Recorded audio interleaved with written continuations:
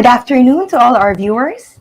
My name is Joshine Bersales, and I'm the Children's Book Editor of OMF Literature, and I will be your host this afternoon. On behalf of OMF Literature and Hiyas, welcome to the eBook launch of Roar and Giyera sa Katawan ni Mark, the newest enhanced eBooks of Hiyas. It's my pleasure to introduce the publishing company that made all this possible. OMF Literature is a leading evangelical Christian publisher and distributor of Christian books in the Philippines, specializing in books of inspiration, biblical instruction, and practical living. Hiyas is the children's book imprint of OMF Literature.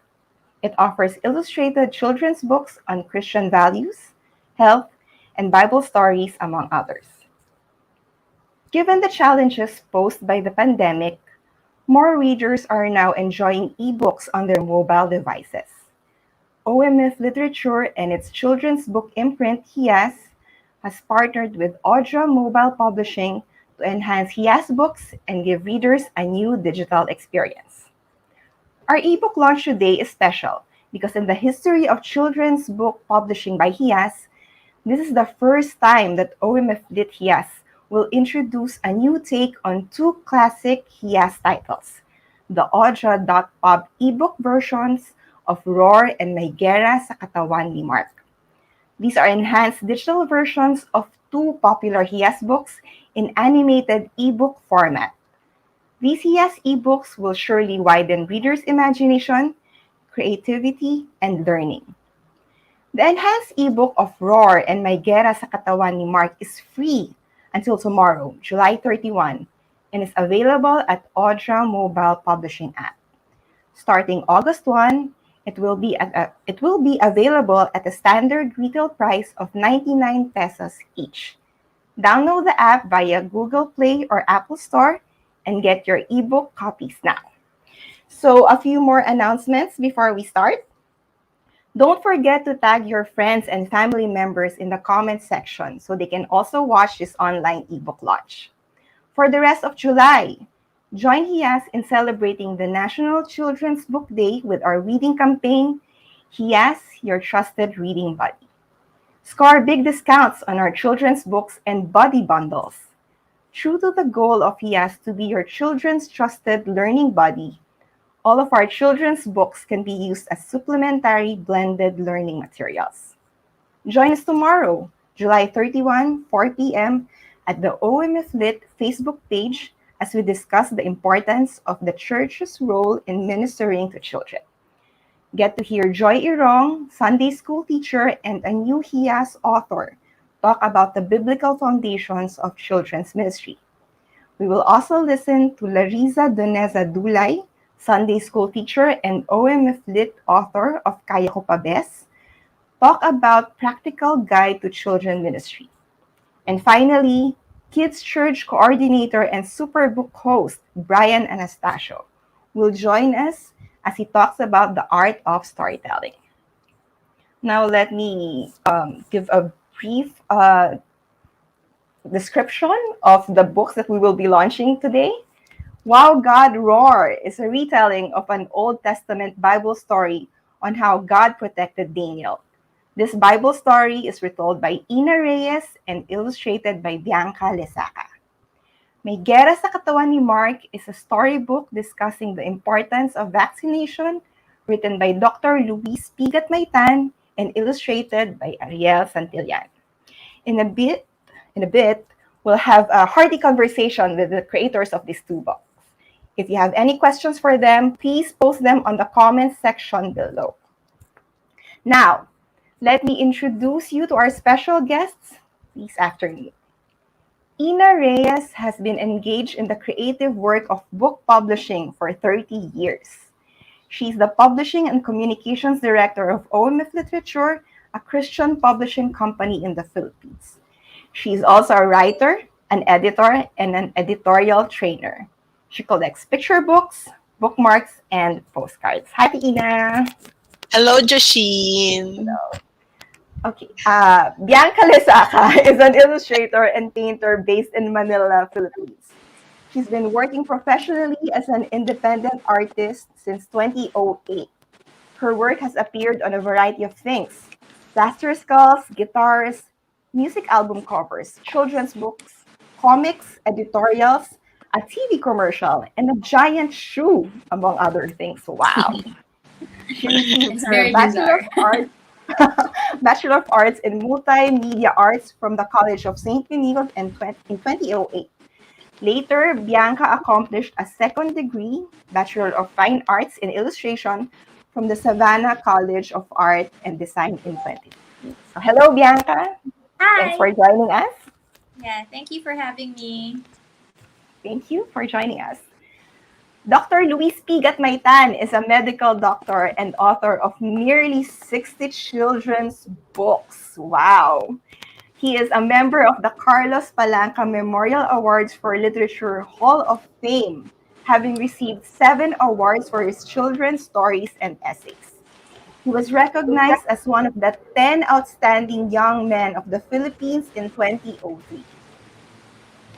Dr. Luis, which we also fondly call Tito Doc, is received from UMPIL the Gawad Pambansang Alagad ni Balagtas Award from for children's books, children's literature, sorry, in 2017. So hello, Tito Doc. And last but not the least, Ariel Santillan is currently an Associate Creative Director in a multinational advertising agency based in Ho Chi Minh City, Vietnam. He has illustrated over 10 children's books under various publishers in the Philippines. He graduated from the University of the Philippines Diliman College of Fine Arts, and he's also a member of the Ang Ilustrador ng Kabataan, or Ang. Okay, hello Ariel. Hello guys, good afternoon. Hello, good afternoon to everyone. Thank you for joining us here. Kamusta naman kayo? Okay So, naman. magkakwentuhan lang tayo ngayon. The beauty. Please unmute your mic if you're on mute para makapagkwentuhan tayo ng dire-diretso. Nakapagpabakuna na kami, Shin. Okay, that's very good. Ako din po, bagong bakuna lang ako this week. So, medyo masakit pa ang aking braso. So, segment tayo doon. Since nabanggit ni Tito Doc ang vaccine. Tito Doc, para sa inyo Yes. po ang aking unang tanong. Given the current situation, dahil tayo po ay nasa pandemic ngayon, how important is it to get vaccinated? Naku, it's so important, no, Joshin. Alam mo yung ngayon may nagaganap na pandemic na nagkakaroon pa ng variation tong virus ng nag-mutate, no, may mutant na siya na Delta na napaka-infectious, highly infectious. Mas lalong nangangailangan na magpabakuna tayo para may protection. Kasi I think hindi lang enough na meron tayong face mask and face shield, but we also need yung protection conferred by a vaccine. And mas lalakas yung ating katawan kasi yung mga sundalo, mga antibodies inside our bodies, no, ay makakatulong para labanan yung invading microorganisms. So sa lahat ng panahon, I think ito ang pinaka-importanting panahon na magpabakuna. Kaya mahalaga ang vaccination. Okay. So, salamat po, Tito Doc. Pumunta naman tayo kay Ariel as the illustrator of Tito Doc's book. As a young parent, punta tayo dun sa eBooks mismo. How do you think enhanced children eBooks could help children learn? Okay, so actually very perfect timing actually. As a new parent, my daughter just turned 1 actually just last July 12. And especially in this challenging time, like what Tito Doc said, I think new parents like us, we're on a constant lookout for, alternative activities or how to entertain our daughter. Because, as we all know, going out to play or meeting other kids, it's quite impossible or limited because of the pandemic. But I think the keyword here is to enhance, right? We're always thinking, how can we really enhance their day-to-day experience at home?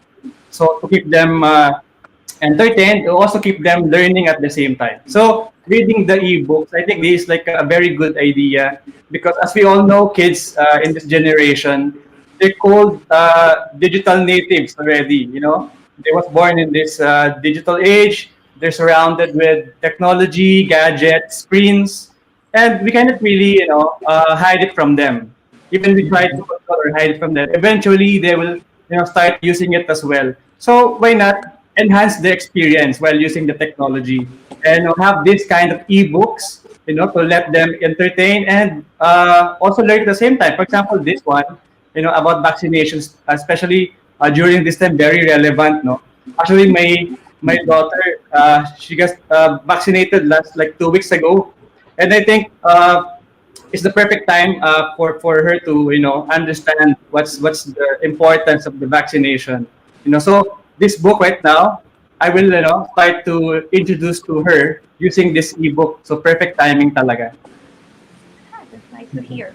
Okay, so balik tayo kay Tito Doc. I-connect to natin yung connect tuloy natin yung discussion kasi nga nabanggit yung about enhanced children's ebooks. So Tito Doc, can you share some practical tips kung paano natin magagamit itong enhanced ebooks to teach the importance of vaccines to kids? Kasi nga nabanggit ni Ariel na yung importance niya tapos ituturo niya dun sa kid niya kung ano yung halaga nito. So ano pa po yung mga tips na sa tingin yung magagamit ng teachers and parents sa pagtuturo ng vaccines to children? Well, I guess, kasi di ba yung, sabi natin digital natives yung mga kids ngayon, ang orientation nga nila, pag binigay mo yung book, ang una nilang gagawin, instead na i-flip yung pages nito, pinipindot nila tsaka ginaganyan. No? So I guess napaka-timely no, nung pagdating nung Audra, nung reading app na ito, plus yung pagkakagawa ng ebook version. And dito sa loob kasi ng story, no, dito sa kwentong to, maraming bagay na gumamit ako ng mga analogies no, sa pagkwento kung paano ginigising ng mga mikrob nung bakuna, no, yung mga mikrobe natutulog. Nasa loob ng katawan natin, there are antibodies, but siguro, ano pa sila, no, yung lulugo-lugo, inaantok-antok. And then darating yung pag nag-inject ka ng itong bakuna, no, yung mikrobyo mismo, ano siya yung bakuna kasi mismo ay yari sa mikrobyo. Maaaring pinahina na yung mikrobyo, no, weakened or dead microbes na pinapasok sa katawan para gisingin yung mga antibodies. So, kung ikukwento natin siguro sa ganung paraan, nagiging receptive yung mga kids sa idea ng vaccination. Kahit hindi naman kids, kahit tayong adults, kung maikukwento sa atin na, ganun palang ginagawa, no? Kahit alam natin ang bakuna ay yari sa mikrobyo, hindi tayo matatakot kasi hindi naman enough yung dami ng mikrobyong ito na nasa bakuna, no, para magdulot ng sakit. But it's enough to wake the antibodies up. So, enough to awaken our soldiers inside our bodies. So, may protection ka, no? So, pagpasok nila, akala nung antibodies pumasok na yung mga kaaway talaga. Nung pala, parang false alarm kasi hindi naman talaga siya yung sapat para magdulot ng sakit. Pero nagising sila, no? So, the next time na ma-encounter nila yung ng mga sundalong to yung same microbes na pumasok, ready na sila kasi na-identify nila. And I guess, eto sa panahon ngayon, nag-mutate kasi yung virus. Very witty din no? Pag-iisipin mo, come to think of it, no? Yung mikrobyo, yung lalo itong virus ng COVID, no? Sa effort niya to survive, kailangan niya mag-mutate, kailangan niya i-modify yung kanyang itsura, yung mga spikes, no? May mga ginagawa siya. Kasi gusto rin niya mag-survive kagaya ng tao. Pero siyempre eventually sana manalo yung tayong mga tao laban dun sa mga mikrobyo. Then I think vaccination is the best thing to do. At makakatulong tong may Giyera sa katawan ni Mark na hindi lang itong book version natin but the e-book version na ginawa ng Audra Mobile Publishing para matulungan sila. And saka pwede natin sabihin pag nagbibigay tayo ng tips, no, sa mga bata na siguro wag yung kasing common notion parang kagat lang ng langgam yung injection. Pero pag naranasan nila, hindi, di ba Jocelyn? Hindi. Hindi siya. Malaking langgam. Siguro, hantik yung kumagat, ano. Parang, ang feeling tuloy ng kid, pag sinabi mo na, parang kagat ng langgam, tapos injectionan mo siya, mas masakit. So the next time na sabihin mo na ganito lang yung injection, hindi siya naniniwala. So, I'd rather na yung for the new parents, no, i-discuss din niyo sa anak ninyo na yung injection, mas masakit, no? Medyo masakit yun. Pero kaya nila. May assurance dapat na kaya nila yung tatanggapin nilang injection. Para hindi parang meron siyang paniwala na false belief na kagat nga lang ng langgam tapos ang feeling niya na-deceive siya. And I think mga bagay yun na makatutulong sa kanya sa pagharap niya sa bakuna. At kahit din tayo ng mga adults ngayon, yung psychology na masakit yung injection kasi merong nakikita pa sa TV, no? Or sa sa dyaryo, lahat, no? Na may karayom, na may mahabang karayom. Kung kailan pa yung itinutusok dito at saka pa talaga binibideo. Pero yun, I guess kung maintindihan ng bawat isa na kahit medyo masakit ito, kaya naman natin at makakatulong sa ating katawan, we will go for it. So, vaccines completely safe. Get vaccinated.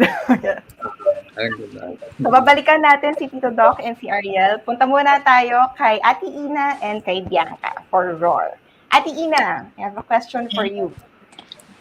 How can the retelling of this Bible story help kids and parents face our current situation? Oo. Retelling ng Roar. It's very important now. Apo. Kasi yung Roar is a retelling of the story of Daniel in the lion's den, no?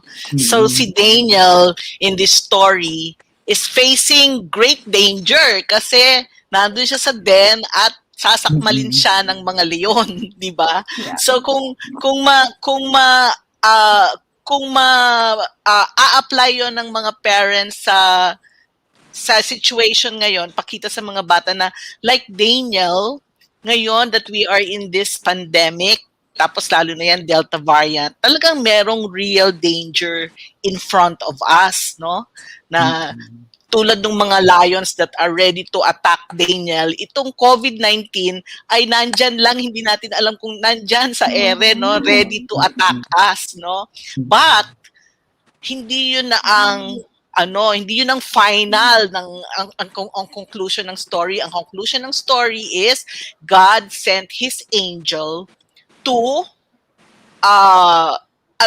maggulatin at talagang patigilin ang mga lions to eat Daniel, no, to attack Daniel. So ganun din yung reality ngayon that the angels of the Lord are surrounding us and God will provide a way to save us from this pandemic. Because the God of Daniel is the same God that we worship and that we trust today. So yun yung magandang paalala natin sa mga parents at na i-relay yung message of hope, of courage sa ating mga bata. At ang second is like Daniel, who prayed 3 times a day. May habit siya si Daniel of praying 3 times a day to God, no? Praying for his for Jerusalem, no? For his home country. Ganun din ang reminder sa ating mga parents, sa ating mga anak to pray 3 times a day or even more, to pray for our country, no? To pray for the Philippines na ma-overcome natin ang pandemic na ito. And for sure, the Lord will save us. Ang ganda ng sagot, Ate Yna. Thank you. May follow-up question ako. So, narinig natin kung gaano ka-importante na malaman ng mga bata, especially during this time, yung story ni Daniel and how the Lord helped him. Ngayon, how do you think the enhanced ebook of Roar will help in introducing this classic story, this very important story of Daniel to a new generation of readers? Especially sa mga young kids na baka wala pang masyadong background idea on who Daniel is or what happened to him. Oo nga, no? Sabi nga ni Tito Doc, no, tsaka ni Ariel, digital natives na talaga ang mga bata ngayon. So, hindi na natin maaalis yun. Even siguro if parents pilitin ang mga anak nila na magbasa ng print, baka mas gusto pa rin ng mga bata. Kasi nandiyan na yung gadgets eh. So parang ano is, instead of pulling out the gadgets from them, which the parents cannot do anymore, and especially online classes na ngayon ng mga bata, let's make the most of the gadgets. So yun yung reason why ito, yung mga children's books natin ay ginawa nating enhanced ebooks through Audra. Kasi ginagamit na natin yung what children want to use. So kung gusto nilang gamitin ng gadget, so instead of using the gadget for games, then they can read stories like yung Roar, which is an Old Testament retelling. Kasi baka nga maraming mga bata hindi na sila hindi na sila familiar sa mga Old Testament stories, no? So ngayong nasa Audra at enhanced ebook siya, then ma-expose sila yung mga bata sa story ni Daniel. Yan, through Audra. Yon. Okay. So let's see, kay Bianca, I have a question for Bianca. Okay, sure. I understand that you did some additional work on the illustrations for the ebook edition of Roar. Is that correct? As an I artist, did. what new things did you learn about illustrating for this digital format? Well, the changes that I applied to my book, they were just technical changes lang. Kasi, okay, so this is the original book, and I actually drew everything in it digitally din. It was just made in the format of a traditional print book. So, yung files na binigay ko, hindi ko naman naisip na, this was 5 years ago. This book was published in 2016. I had no idea that we were going to convert to ebook, and that was a learning experience din. Kasi, syempre, it's really more of a boring technical side. It was just organizing the layers and making sure na kakasya siya in the digital format, nag-iiba yung aspect ratio, kasya ba yung text, kasi dito, if you've seen the book, you can see that there's the Tagalog, the Filipino, and the English text that's already here. Pero sa ebook, we have choices of the English or Filipino version, and may iba yung layout. Yun lang. It's mostly that. Okay. I have a question for both Bianca and Ariel as artists. What tips can you share to parents whose children are interested in art and illustration? Who goes first? Oh, is it me? Yeah, go ahead. Well, I think just for my experience, because I guess I'm on the cusp of the digital natives kasi batang 90s ako. So naabutan pa namin yung childhood na walang internet, and then like the internet happened in our generation, and we just absorbed all of it. So parang kami yung mga ate, kuya, or mga new titas of the of the digital native generation, right?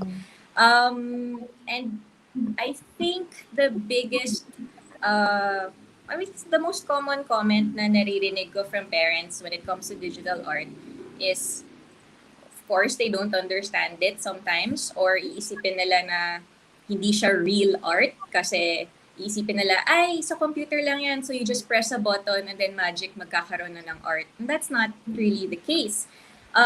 Digital illustration or any kind of digital art, it's just a tool. Just like pag sinabi mong gumamit ka ng calculator to do your math, diba? You arithmetic, or you use we use computers to write documents now. It doesn't take away the fact that you still need to learn your foundations. It's still a skill that has to be practiced and studied, and it takes a lot of dedication. So there's a lot of value in it. It still requires the very similar skills. It's just in a digital format. Imbis na nag-drawing ako on paper or on canvas, I'm doing it on the computer. And that's basically it. Okay. Ariel? Anything you like to share as a parent? Then, so what if your kid is interested in art and illustrations? How can you encourage her? For me, I think number one talaga yung support.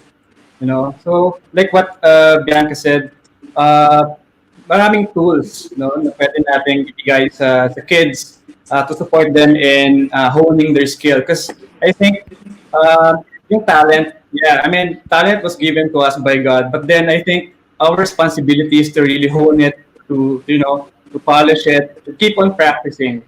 And I think siguro sa mga parents, I think they should not worry anymore about, having kids venturing into art.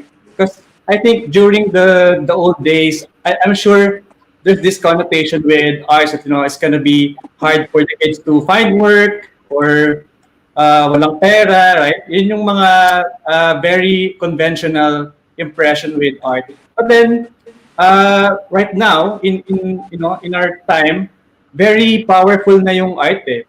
It actually plays a lot of bigger roles in our society, not just in working field, but actually in contributing in our society, in giving a very relevant message. And there's a lot of forms of art. There's illustration, there's digital art, photography, even advertising, right? It's also a part of art. So I think there's a lot of options for the kids, right now. So I think they should just support, whatever kind of art or any type of art that the kid wants to pursue. Just support it, and eventually, I think they will be really proud of their kids in the future. Okay, thank you, Ariel. So thank you so much for spending time with us, Ate Ina, Bianca, Tito Doc, and Ariel. Do you have any final words to our friends who joined us in this ebook launch? Let's start with Tito Doc, and then Ariel, and then Ate Ina, and finally Bianca. Yan.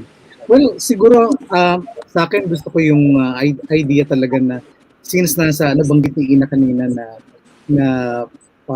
since nandito na yung digital technology, we might as well make use of it kaysa isipin natin nakaawa yung mga gadgets.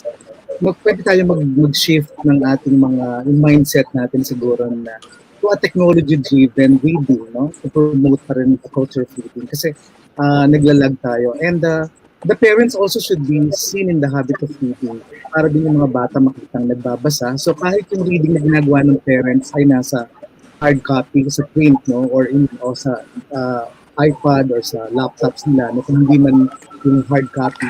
As long as they're reading, napopromote pa rin yung culture of reading sa mga bahay-bahay. And I think para din sa mga batang gustong magsimulang magbasa, siguro we can start with books that interest them. Yung wag muna tayong masyadong ito dapat, hindi ito dapat, yung masyado tayong nagsasensor, ganyan. Hayaan muna natin mag-engage sila dun sa itsura ng aklat, whether it's parang digital format or print format. Tapos pag talagang hook na sila dun sa reading at talagang may hunger na sila for more knowledge din sa pagbabasa, doon tayo mag-introduce ng maraming stories na magaganda, yung classic, yung iba pang mga Bible stories na magugustuhan nila. And natutuwa ako na dumating na yung mga ganitong itong technology na ganito na kasama natin, nagko-coexist with print, and I believe hindi naman niya i-replace talaga yung print. Magko-coexist sila healthily, and magkatulong yun para mag-improve yung ating reading literacy ng bansa. Kasi nakita nga natin yung findings na yung Philippines nasa medyo mababang score, doon sa in terms of reading literacy. I guess kung yung pagdating nitong digital technology na to, baka makatulong para ma-engage silang magbasa. Kasi makikita nila na, cool! Ang cool pala ng mga stories dahil nakikita sa gadget. Baka kasi minsan ang feeling siguro nila pag ganitong print, or ito kasi yung unang version ng may Giyera sa Katawan, masyado ng feeling nila siguro parang luma na, ganyan. For the digital natives. For the digital immigrants like us, gusto natin to, di ba? At gusto rin natin yung digital. Pero for them, cool yung dating. And maraming salamat dun sa H-Tech at saka sa Audra, dahil ginawa niyong cool yung aming mga aklat. Yung aklat namin ni Marina, Bianca, and Ariel, maraming salamat. At tinulungan niyo kaming maging cool ang dating namin mga authors and illustrators sa mga bata ngayon. Okay, salamat Tito Doc. Ariel? Yeah, so I also agree with Tito Doc. I think this is a very exciting time for the book industry, because I think we see how the book industry is trying to adapt in these modern times.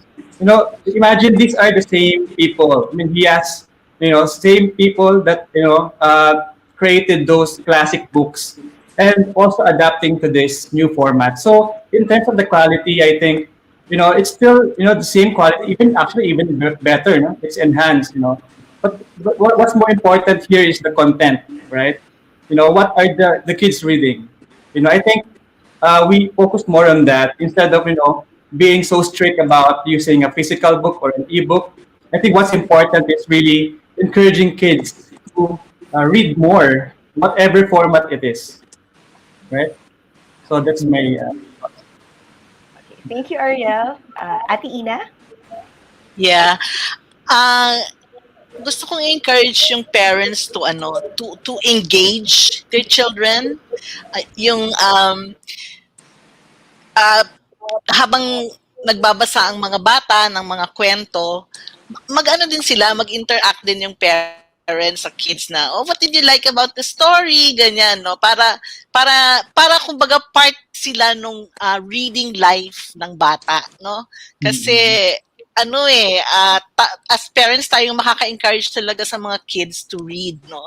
And yun nga, at saka yung nga doon is, hindi naman hindi kailangang pumili kung print or ebook, no? Sabi nga ni Tito Doc, pwedeng mag-coexist yan. They enhance each other, and ang importante is yung story. The story lives on, no? Tulad halimbawa yung story ni Daniel in the Lion's Den, Old Testament, ang tagal-tagal na noon, but the story is classic, no? And it lives on. Tapos, yung mga story ni Tito Doc, talagang yung ibang mga nagbasa niyan, in their 20s na no? Yung ganun. So, the story lives on. So, ang challenge lang talaga for authors and illustrators and publishers is to make the story really communicate to children as according to how they read stories now, no? But the story lives on, and so let's keep telling stories to our children. And yun nga, encourage natin sila. Ngayon, available tong Audra. They can read the stories in their gadgets. Thank you, Ate Yna. And Bianca. Okay, I completely agree with what everyone said. I guess to pandagdag na lang, I completely agree that it's all about, it's really the stories. Wala namang diferensya yan if it was read, if the story is read on a device or on a book. The idea is that you retain knowledge, and every generation, like I guess as the human race, we always have to evolve and adapt kasi hindi naman things don't stay the same, and we have to change is the hardest thing to accept as a reality, but it really does. I mean, kung titingnan natin the way that we learn today is completely different from the way our parents or our lolos and our lolas also learned. And I think yung kagandahan din ng technology ngayon, especially with the internet, is the access. Kasi just from a personal point of view, kunyari may gusto akong libro na basahin, I'm really curious about a certain topic, hindi ko siya mababasa kasi maybe the book is only available, let's say, in some area that I can't reach because I'm wherever I am. I'm just here in my locality. And especially now na nasa pandemya tayo, and just in our economic situation, Metro Manila has a bulk of the information, and maybe this isn't being distributed to other regions, and it's a detriment din sa sa buong kabuuan natin as a country, as a nation. We have to be able to retain our stories, to understand, and also remember our history. So it's being able to review, because unfortunately we kind of repeat our mistakes because hindi natin naaalala na ay nangyari na pala ito.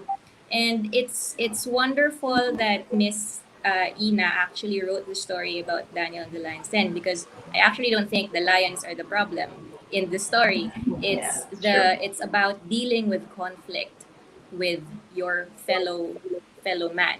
In the story, it's Daniel. Wala naman siyang ginawang masama. He's doing his best. Nag-pray naman siya 3 times a day na, and he's serving his king really well. Pero may mga taong naiinggit, may mga taong may ibang ulterior motive. How do you deal with that? How do you deal with that with dignity and with courage, and to maintain your values even in the face of something that is at a danger, a real danger to your life? Kasi, if you strike someone down the same way, you become a monster like them. So, it's a balance, and this is reality. This is something that parents, I think, really worry about, and being able to equip our children with the awareness that this is, it's not all rainbows and butterflies, diba? Life is complicated, but we have to understand why we choose the values that we preach, how do we practice them. And I think if we had to go around back to the whole technology thing, parang maliit na lang siya na bagay kung iisipin mo lang yung story and the values that you are passing down. Sorry, medyo mahaba yung sabi ko. Okay. But that's basically what I was thinking. Thank you for that, Bianca. Just Yes, to the doc. Yes. yan, oo. Ang gaganda ng mga sagot ng mga kasama natin, ano? Pero bigla ko lang naisip, no, kasi baka kasi ang isipin ng mga nakikinig sa atin na yung kwento ay tungkol sa COVID, dito sa kwento kung may giyera sa katawan ni Mark, no? So gusto ko lang klaruhin na yung OMF Literature may ilalabas na isang aklat, no? Yes. Ang latter part of this year, itong COVID Doom, ito yung ating aklat pambata talaga na tatalakay sa COVID virus, saka yung role ng antibodies at lahat-lahat. And I'm sure dapat tangkilikin to ng mga magulang natin kasi matutuwa sila sa presentation natin. Ngayon, gusto ko lang sabihin, yung kasing may giyera sa katawan ni Mark, 1993 ko pa ho nasulat, pero relevant siya kasi tumalakay ito sa pagpapabakuna sa isang particular na virus. During that time, yung hepatitis B virus kasi yung pinag-uusapan at maraming cases na nagpapa-hepatitis B vaccination. Pero pag binasa niyo po itong librong to, napaka-relevant kasi yung principle is the same. Na kapag nagpasok ka ng bakuna at yung bakuna ay mga mikrobe yung pinahina na o patay na, gigisingin yung mga sundalong natutulog. Ganun din po sa case ng COVID vaccination. This time lang, COVID virus yung ipinapasok na pinahina na or patay na or baka yung spikes lang, parts of the virus lang yung pinasok to awaken the antibodies. Pero same po yung principle kasi kaya parang masasabi mo, hindi luma yung kwento kasi yung ginamit lang namin case in point dito sa, kasi ito yung original cover niya, ito original illustration ni Leo Cultura bago ginawa ng maganda ding version ni Ariel Santillano. Parehas maganda. One color lang yan, Luis, ng una. Di ba? Ito ho, colors eh. Pag tinanong yung una, ganyan lang kami ng una. Parang coloring book, di ba? Inagay ng virus, pag-evolve din ng Hiyas, OMF na through the years. Ngayon, tingnan nyo naman ang itsura ng mga libro namin. Napaka-colorful lahat, di ba? Napakaganda. So, makikita mo na talagang kaya parang sabi nila classic, no, dahil matagal na nga rin, pero relevant pa rin dahil nga yung principle is still the same. Kaya pag binasa niyo po ito para maisip niyo, ay, oo nga, ganito pala yung nangyayari. Babaguhin niyo lang yung mikrobyo na pumasok dito, but same din po yung principle. Kaya this year, itong nagkaroon ng pandemic, ilang beses pong ginawang subject for storytelling, no? Maski yung Tanghalang Pilipino ng Cultural Center of the Philippines, gumawa sila ng parang shadow puppetry nito, tapos marami ding storytelling na ginawa. Kasi nakita nila na yung principle ng ng paano naglalabanan ng virus at antibody ay parehas. Nagyari lang na hepatitis B po rito, no? So pag binasa natin, makikita natin, alam natin yung context kung paano to sinulat. Yun po. Inihabol ko lang kasi baka magtaka yung nakikita na may COVID story na pala dito sa Giyera. Pero abangan po natin ang kasunod na libro na tungkol naman sa COVID-19. Ini-edit pa po ni Joshin. At saka ang target natin magkasabay na lalabas yung print at yung eBook, Luis, eBook enhanced. Ganun ba? O Audra din ang Yes. gagawa? Wow, sila Steph din, H-Tech. Galing. Good. So again, marami pong salamat, Dr. Luis Gatmaytan, Ate Yna, Ariel, and Bianca. Reminders to everyone that the enhanced ebook of Wow God Roar and Giyera sa Katawan ni Mark, they're free until tomorrow, July 31, and they are available at the Audra Mobile Publishing app.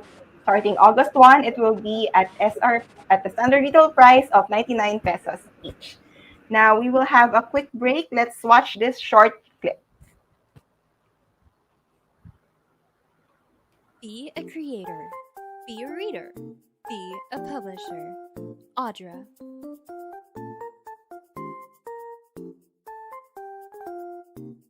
What can you give to educate and entertain your children when they can't go out of the house? Exciting children's ebooks. Audra Mobile Publishing, in partnership with OMF Literature Incorporated and its children's book imprint, Hiyas, offers children a new and imaginative experience with ebooks. Introducing 2 Hiyas children's books enhanced as ebooks by Audra. Giyera sa Katawan ni Mark, written by Luis P. Gatmaytan and illustrated by Ariel Santillan. A book that teaches children about the importance of vaccination.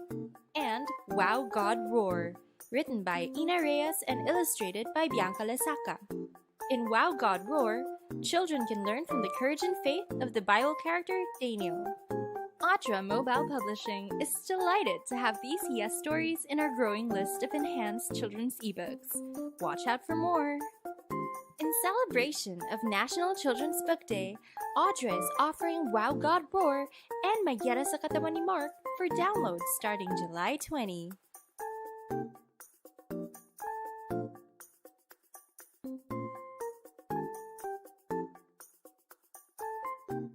Audra. Anyone can publish.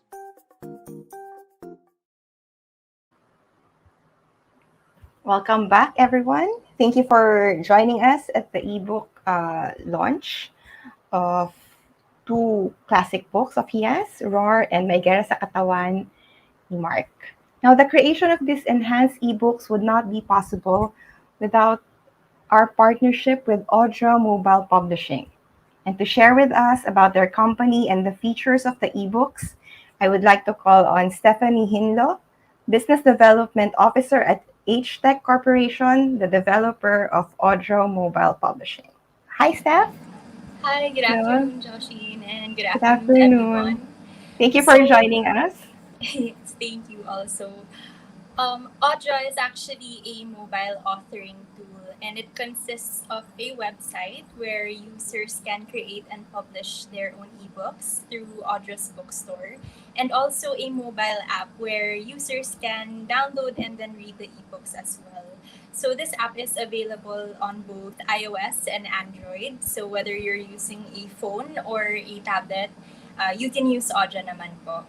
So Audra naman offers a fresh experience for all readers, as it offers readers a more dynamic, intuitive, and unique reading experience because we make it even more interactive. So we add animations and we basically make it more fun for people to read, which is great, especially for Giyera sa Katawan ni Mark and Roar, which are children's books. We're trying to make it even more exciting for children to read books.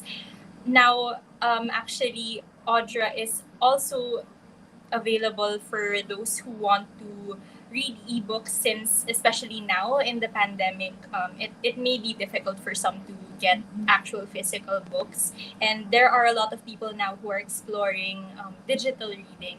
So this is a great option for them na rin. Okay. So I have a question. A lot of parents these days, well, some parents, they may not be as techy as their kids. So how can non-techie people make the most out of these enhanced ebooks? How can they still properly guide children in using them? Can you give So us tips? actually using Audra is no problem because we made it easy for anyone to use. So whether you are techie or not techie, it's easy as long as you have the app and you have the books already in your app. It's just like any other ebook reader where you just have to swipe left and right to navigate through the pages. And then given that our books are enhanced to have animations and all, it makes it even more engaging for both the parents and their children when doing story time. So, as the parent can read also the book to their children, um, the kids can also visually see what's happening to the characters in each story. And if the parent will not, not everyone can really read for their kids naman all the time. Sometimes the kids want to read on their own. The kids can do it on their own naman. It's just very simple. They just have to swipe naman po from left to right, and then they can just watch the animations as each page unfolds. Okay, it's good to hear. Now, can you give us a short walkthrough on how to download these enhanced Hiyas ebooks? Are there any fees that we need to know about? Any other deals? Actually, again, it's also very simple. So I mentioned earlier we have a website and the mobile app. The website is where the user will have to create their account so that they can get the ebooks. So it's a very quick and simple process. As soon as you're done creating your account, just head over to Audra's bookstore. So it's just there at the top of the website. And from there, you can see the titles na rin po that you can purchase. And for each title that you're trying to get from our bookstore, there's a little blue button right below it that you will click so that you can purchase the book. Once you have purchased the book, automatically it's in your account. And if you have the mobile app already on your device and you've already logged in there, as soon as you open the app, you should see it on your bookshelf already. And once it's in your bookshelf, there is a button that says download. Just have to tap it na lang po. So as soon as you download the book, it's available na for online and offline reading. And Okay. regarding fees, using Audra, the app, and creating an account is totally free. Okay, that's good to hear. So signing up for an account, it's free. So you just have to pay for the books that you want to Yes. download. Correct. Okay. All right. So thank you so much, Steph. Do you have any final words to our friends who joined us in this ebook launch? All right. Just wanted to thank everyone who's here in the book launch today. We're sure that you guys will enjoy reading our enhanced ebooks as much as we enjoyed enhancing them for you. So this isn't actually the end of our work in animating and enhancing OMF's books. So definitely watch out for more. Thank you, everyone, and God bless. Thank you so much, Steph. We look forward sa mga new titles pa na ilalabas natin with Audra. So, friends and fellow book lovers, thank you once again for spending your precious afternoon with us today. Again, given the challenges posed by the pandemic, more readers are now enjoying ebooks on their mobile devices. OMF Literature and its children's book imprint, Hiyas, has partnered with Audra Mobile Publishing to enhance Hiyas books and give readers a new digital experience. Our ebook launch today is special because in the history of children's book publishing by Hiyas, this is the first time that OMF Lit Hiyas introduced a new take on two classic Hiyas titles, the Audra.pub ebook versions of Roar and Giyera sa Katawan ni Mark. These are enhanced digital versions of two popular Hiyas books in animated ebook format. And these Hiyas ebooks will surely widen readers' imagination, creativity, and learning. The enhanced ebook for Roar and Giyera sa Katawan ni Mark is free until tomorrow, July 31, and it's available at the Audra Mobile Publishing app. Starting August 1, it will be at a standard retail price of 99 pesos each. Download the app via Google Play or Apple Store and get your ebook copies now. And for a few more announcements, for the rest of July, join Hiyas in celebrating the National Children's Book Day with our reading campaign, Hiyas, Your Trusted Reading Buddy. Score big discounts on our children's books and buddy bundles. True to the goal of Hiyas to be your children's trusted learning buddy, all of our children's books can be used as supplementary blended learning materials. Join us tomorrow, July 31 at 4 p.m. at the OMF Lit Facebook page as we discuss the importance of the church's role in ministering to children. Get to hear Joy Irong, Sunday school teacher and New Hiyas author, talk about the biblical foundations of children's ministry. We will also listen to Larissa Donesa Dulay, Sunday school teacher and OMF Lit author, talk about practical guide to children's ministry. And finally, Kids Church coordinator and Superbook host Brian Anastasio will join us as he talk about the art of storytelling. So thank you once again for spending time with us. This is Joshin Bersales reminding you all to keep safe and stay healthy.